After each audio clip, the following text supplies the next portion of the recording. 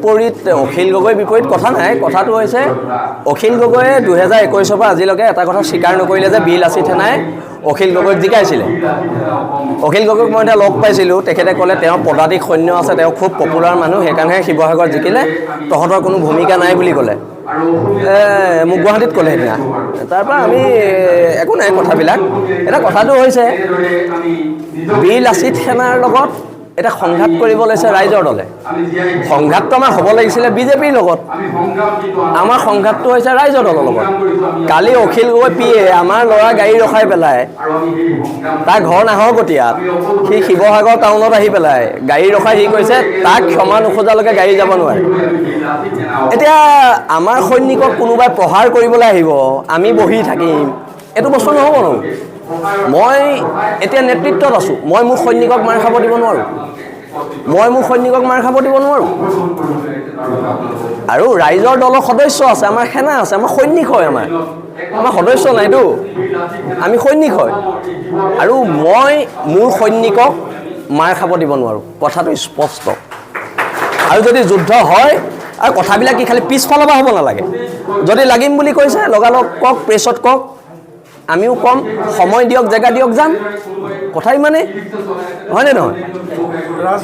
ৰাজনৈতিক যুদ্ধ হ'ব আৰু নীতি আদৰ্শৰ ক্ষেত্ৰত ৰাজনৈতিক যুদ্ধ হ'ব মই এদিন কমিউনিষ্ট এদিন মই জাতীয়তাবাদী নহয় আমি জাতীয়তাবাদী মানুহ আমি লাল চালাম কৰি পোৱা নাই আমি জাতীয়তাবাদী মানুহ আমি জয় অসম কোৱা মানুহ আৰু এখন যুদ্ধ হ'ব অখিল গগৈ নুই কৰি দিলে আৰু আপুনি কি কৈছে কালি যিখন যুদ্ধ হ'ল বি লাচিত সেনাৰ বাছ হয় বি লাচিত সেনাৰ সৈনিকৰ বাছ তেওঁ আমাৰ নগাঁও জিলা সমিতিৰ সদস্য হয় বাৰে বাৰে কোৱা হৈছে সংঘাতত নাহিব সংঘাতত আহিলে সংঘাতত আহিম আৰু কথা ইমান কথা পাতি লাভ নাই খালি কথাটো হৈছে কি কেতিয়া লাগিব সেইটো ক'লেই হ'ব 2026ত আমি 25ত দল গঠন কৰি আছোঁ আজি অলপ ক্ষোভত কৈ দিছোঁ মই এনেই কোৱা নাছিলোঁ 2025ত আমি দল গঠন কৰি আছোঁ আৰু যুদ্ধ হ'ব আৰু খুব ধুনীয়া যুদ্ধ হ'ব মহিলাগৰাকী মোৰ মামী হয় ৰূপা বৰা মোৰ মামী হয় কিন্তু কথাবিলাক প্ৰেক্টিকেল গাড়ীখন বেয়া হোৱাৰ কাৰণে মানুহ এজনী প্ৰেছাৰ ষ্ট্ৰ'ক হ'ব নোৱাৰে গাড়ীখন ভাড়ালৈ লৈ গৈছে গাড়ীখন বেয়া হৈছে বেলেগ গাড়ী ঠিক কৰি দিছে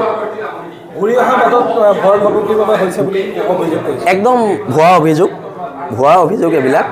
কিন্তু কথাটো হৈছে যদি সংঘাতটো বিচাৰিছে সংঘাতটো হ'ব মানে আমি আৰু বহি থাকিম নি আৰু নেভাবো কেলে ভাবিম সিহঁতি লাগি লৈছে সিহঁতি মাফ খোজক আমি লাগি লোৱা নাই ন খালি বি লাচিত সেনাৰ সৈনিকৰ নিৰাপত্তাৰ দায়িত্ব মই যিহেতু নেতৃত্বত আছোঁ মোৰ ওপৰত আছে আমাক কোনো সৈনিকৰ ওপৰত আঘাত হ'বলৈ নিদিওঁ 2026ত ৰাইজৰ দলৰ বা শৃংখল চলীয়া নহয় প্ৰত্যাহ্বান বি লাচিত সেনা অসম হ'ব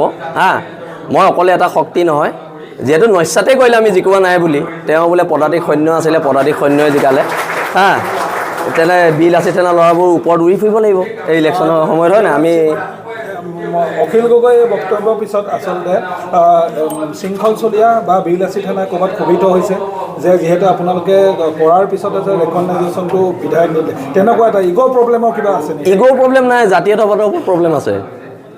প্ৰব্লেমটো ইগ'ইষ্টিক নহয় জাতীয়তাবাদৰ লগত প্ৰব্লেম ইগ'ৰ প্ৰব্লেম হ'বলৈতো অখিল গগৈ মোৰ প্ৰেমিকা নহয়তো ইগ'ৰ প্ৰব্লেম হ'বলৈ অখিল গগৈ মোৰ প্ৰেমিকা হ'লে বেলেগ কথা আছিলে যে মোৰ ইগ'ৰ প্ৰব্লেম হৈছে হয়নে অখিল গগৈ মোৰ প্ৰেমিকা নহয়তো আৰু সেইকাৰণে আমি এখন যুদ্ধ কৰিম 2026 চব সাজু থাকক আৰু এইকেইদিনত লাগিম বুলি কৈছে কোনদিনা লাগে সময় দি দিয়ক আমাৰ ল'ৰাবোৰ ব্যস্ত থাকে যোনদিনে সময় দিব আমি তাতে পাই যাম হয়নে আৰু আমি আকৌ মৰম কৰিলে খুব ধুনীয়াকৈ মৰম কৰোঁ